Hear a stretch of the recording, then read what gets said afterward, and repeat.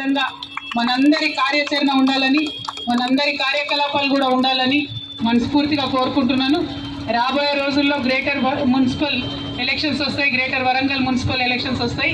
అప్పుడు నిజంగానే మన జెండా అన్ని కార్పొరేషన్ మొత్తం కూడా ఎగిరేసే విధంగా మనం కష్టపడి పనిచేయాలి, ప్రజల వద్దకు వెళ్ళాలి, వాళ్ళ సమస్యలు తెలుసుకోవాల్సిందిగా మా నాయకులకు, కార్యకర్తలకు అందరికీ కూడా సూచన చేస్తూ, మరి ఇంత మంచిగా అక్కడి నుండి ఎదుర్కొని వచ్చినటువంటి మా యువ మిత్రులు, బైక్ ర్యాలీలో వచ్చిన మా యువ మిత్రులు, ఆటో మిత్రులు, ఇవాళ జాయిన్ అవ్వడానికి వచ్చినటువంటి అక్క చెల్లెళ్ళు అందరికీ కూడా హృదయపూర్వకంగా నమస్కారాలు. జై తెలంగాణ. వెలిగేటి రవికుమార్ గారి ఆధ్వర్యంలో, వెంకటేశ్వరరావు గారి ఆధ్వర్యంలో, మరి మాధవి గారు, రాణి గారు, అన్న భిక్షపతి గారు, రమేష్ గారు, అదేవిధంగా డేవిడ్ గారు, సుశీల్ గారు, సంతోష్ గారు, కేతరి సంతోష్ గారు, ఎవరు కుస్మరాజు ఎడవై, మరి ఇక్కడ కుస్మరాజు గారు, గడ్డం సంతోష్ గారు, మా రాణి గారు, మంజు గారు, అట్లా అందరూ కూడా అందరి ఆధ్వర్యంలో ఇవాళ జెండా ఎగిరేసుకున్నాం. అందరికీ కూడా మళ్ళొకసారి శుభాకాంక్షలు. వెలిగేటి రాణి దంపతులకు కూడా మనస్ఫూర్తిగా నూరునిసా రోజా ఏం చెప్పాలరా రోజా నూరునిసా గారికి శుభాకాంక్షలు. మా ఇస్మాయిల్ అని వచ్చినందుకు డేవిడ్ గారు, సుశీల్ గారు, సంతోష్ గారు, కేతరి సంతోష్ గారు, ఎవరు కుస్మరాజు ఎడవై, మరి ఇక్కడ కుస్మరాజు గారు, గడ్డం సంతోష్ గారు, మా రాణి గారు, మంజు గారు, అట్లా అందరూ కూడా అందరి ఆధ్వర్యంలో ఇవాళ జెండా ఎగిరేసుకున్నాం. అందరికీ కూడా మళ్ళొకసారి శుభాకాంక్షలు.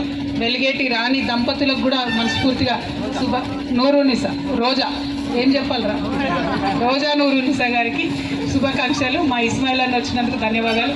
జై తెలంగాణ, జై తెలంగాణ. బాధ్యత ఎక్కువ ఉంది ఈ జెండాకు.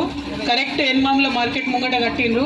వచ్చేపోయే రైతులందరికీ కూడా ఒక గుండె ధైర్యాన్ని ఇచ్చే జెండాగా మన జెండా ఉండాలని మనస్ఫూర్తిగా కోరుకుంటున్నా. జై తెలంగాణ.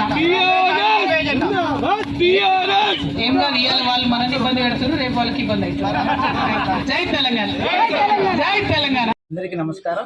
నా పేరు వెలిగేటి రవికుమార్. నేను వరంగల్ ఈస్ట్ యూనివర్సిటీ ఇన్ఛార్జ్ జెండా గద్దెలకు.